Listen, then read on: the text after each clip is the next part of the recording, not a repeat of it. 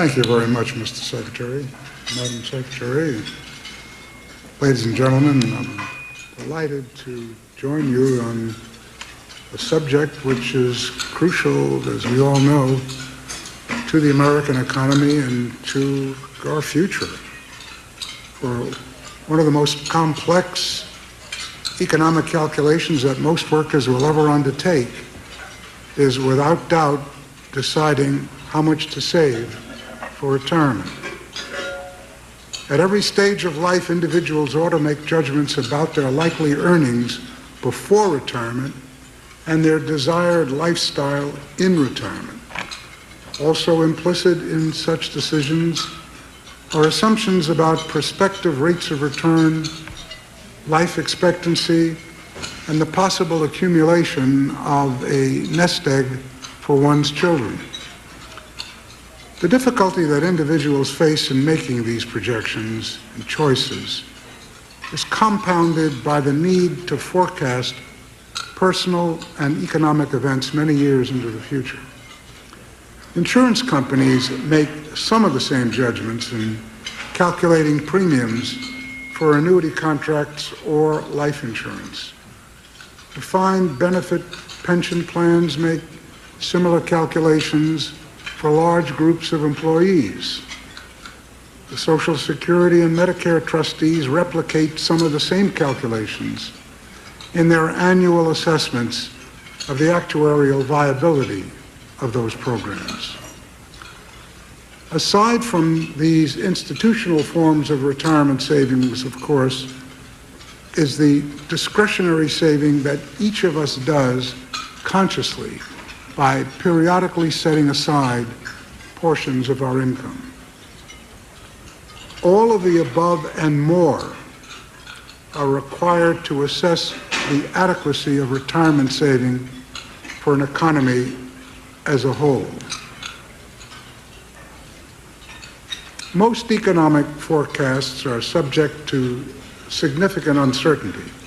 At least by comparison, one judgment looks to be a reasonably sure proposition. The ratio of retirees to those still working will rise precipitously starting at the end of this decade, and that ratio will continue to climb through the first third of this century and remain high thereafter. In part, this projected development owes to the retirement of the baby boomers. But the phenomenon is broader than that and reflects the aging of our society. Importantly, according to the Social Security trustees, the demographic challenge will not go away with the passing of the baby boom generation. This ever larger retired population will have to be fed, clothed, housed, and serviced by a workforce growing far less rapidly. The retirees may have accumulated a large stock of retirement savings, but the goods and services needed to redeem those savings must be produced by an active workforce assisted by a stock of plant and equipment sufficiently productive to meet the needs both of retirees and of a workforce expecting an ever-increasing standard of living. Though from the point of view of an individual household, saving reflects financial claims adequate to meet future needs, the focus for the economy as a whole, of necessity, must be on producing the real resources needed to redeem the financial assets.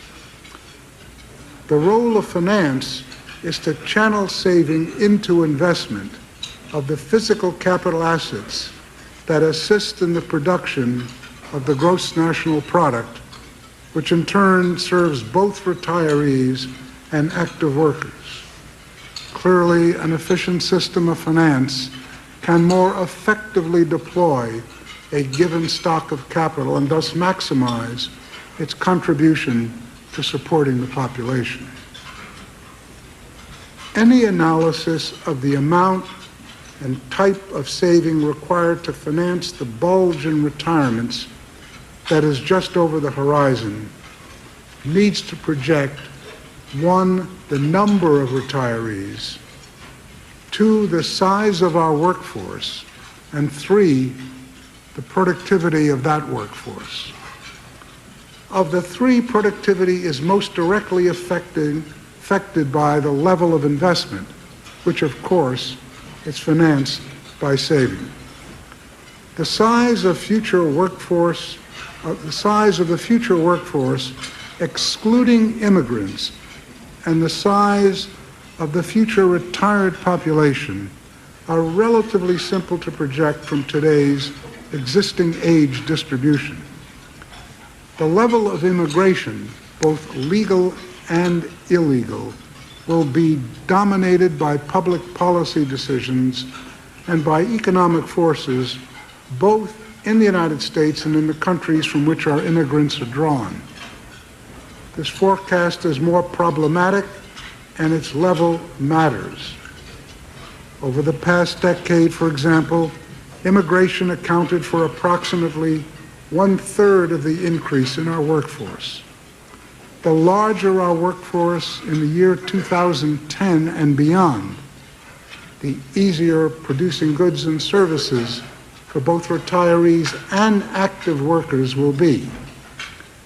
Immigration policy will therefore be a key component of baby boom retirement policy. The rate of saving for retirement and other purposes may not directly affect either the number of retirees or the size of the workforce, but it surely affects capital investment, which it finances, and the productivity that it engenders.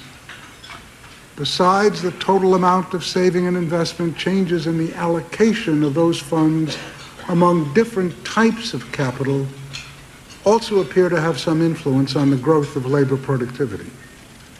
$1 of new saving flows through financial markets to firms that allocate it among different types of capital investment.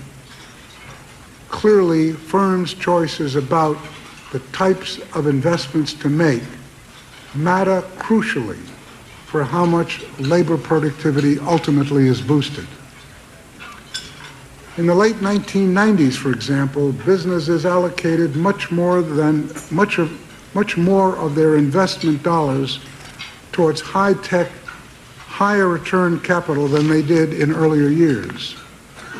Businesses made this shift and are continuing to move further in that direction in response to the extremely rapid decline in the prices of high-tech assets and the new opportunities that these assets have afforded. According to one set of calculations, of the roughly 2.5% annual rate of increase in output per hour of labor productivity between 1995 and 2001, perhaps a quarter of that growth could be attributed to ongoing shifts in the composition as distinct from the dollar level of capital.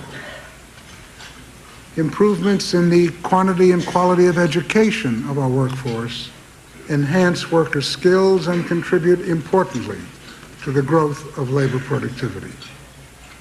But far more important over the past 6 years are the gains in output attributable to technological innovation, especially information technology, and the improved managerial organization. And as I noted in testimony yesterday, the greater flexibility and resilience of our economy stemming from deregulation, primarily in finance. Notwithstanding these more intangible contributions, the level of saving remains a key ingredient of economic growth. But we need also to know whether the source of that saving is sustainable. And beyond that, whether the type of financial assets in which our saving overall is accumulated affects our productivity. During the past 6 years, about 40% of the total increase in our capital stock, in effect, has been financed on net by savings from abroad. This situation is reflected in our ongoing current account deficit, which by definition is a measure of our net investment in domestic plant and equipment financed with foreign funds, both debt and equity. But this deficit is also a measure of the increase in the level of net claims, primarily debt claims, that foreigners have on our assets. As the stock of such claims grows, a never larger flow of interest payments must be provided to the foreign suppliers of this capital. Countries that have gone down this path invariably have run into trouble, and so would we. Eventually, the current account deficit will have to be restrained. The nation's economic potential will be brighter if that comes about through an increase in domestic saving rather than a reduction in domestic investment. Whether the mix of domestic, private, and government saving affects the rate of productivity growth is a more contentious issue. Another is whether the form of private saving, for example, whether in stocks or debt instruments, including bank deposits, affects productivity growth. Ultimately, the composition of real investment in our economy will reflect, among other influences, the attitudes toward risk of those who own the financial claims against the capital stock. If savers become more risk tolerant, financial risk premiums will decline. In response to these reduced penalties on risks, firms will eventually adjust the mix of their endeavors toward more speculative projects, but importantly, presumably ones that also offer higher prospective rates of return on average, which more often than not translate into higher long-term average economic growth. The nation's savers daily in the marketplace exhibit an obvious sensitivity to the association between expected return and risk. Indeed, many are clearly willing to forego the higher long-term rates of return on equity for the greater tranquility of the lesser risk associated with most debt instruments. In effect, forsaking more economic growth for a more stable, less stressful economic environment. As a consequence, returns on common stocks over rolling 20-year periods have almost always outpaced the returns on less risky securities. The answer to whether government or private savings does more to foster productivity growth arguably thus comes down to the propensity to take risks by U.S. savers. The less the willingness on the part of the nation's savers to hold risky securities, the more that business enterprises must be induced to undertake less risky endeavors. Thus, that inducement will occur as relative preferences shift towards debt instruments and away from equity, thereby driving interest rates lower and earnings price ratios higher. Government savings is largely reflected in a retirement of debt. Having chosen to hold at least a portion of their savings in riskless securities, government debt holders, when confronted with debt retirement, presumably would choose less risky debt securities over common stocks to rebalance their portfolios. Thus, an increased share of saving from the government is a markedly more conservative financial strategy than if the saving were undertaken in the private sector.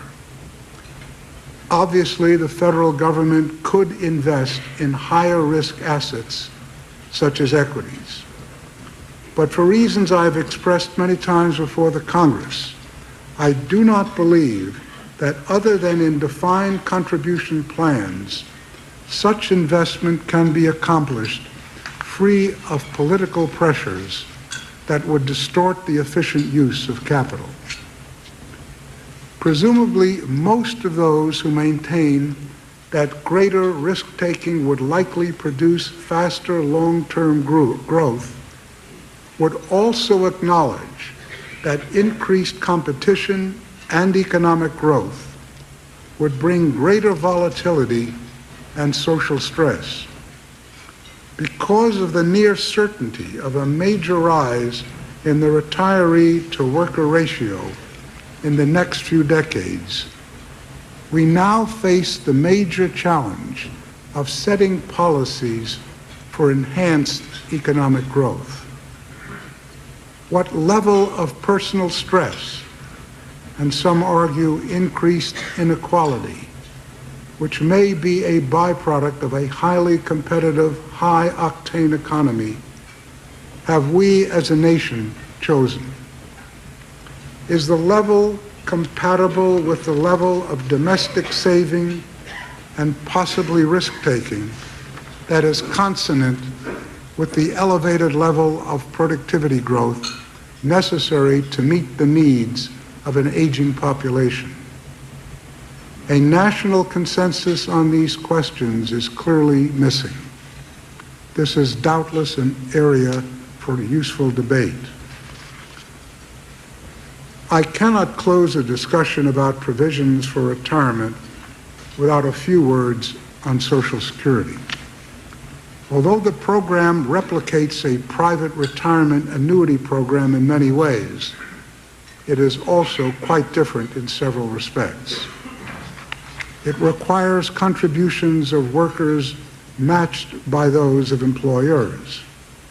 But unlike a privately funded annuity program, the tie between contributions and benefits deliberately is not tight at the individual level.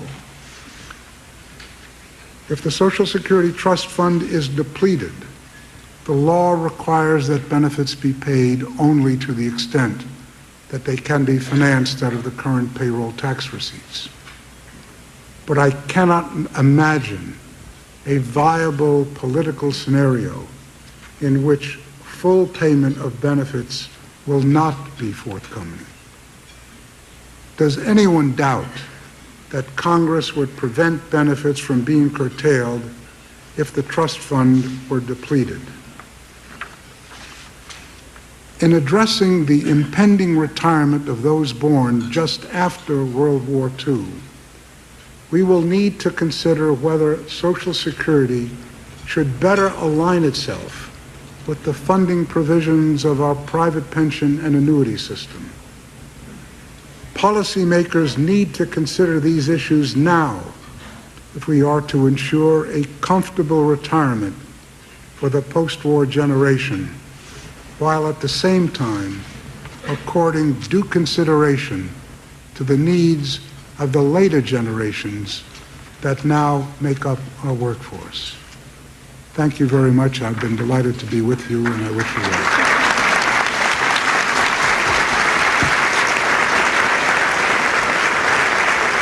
Later in the day, President Bush outlined his retirement savings plan at the same event. Labor Secretary Elaine Chao introduced him. It's about 25 minutes.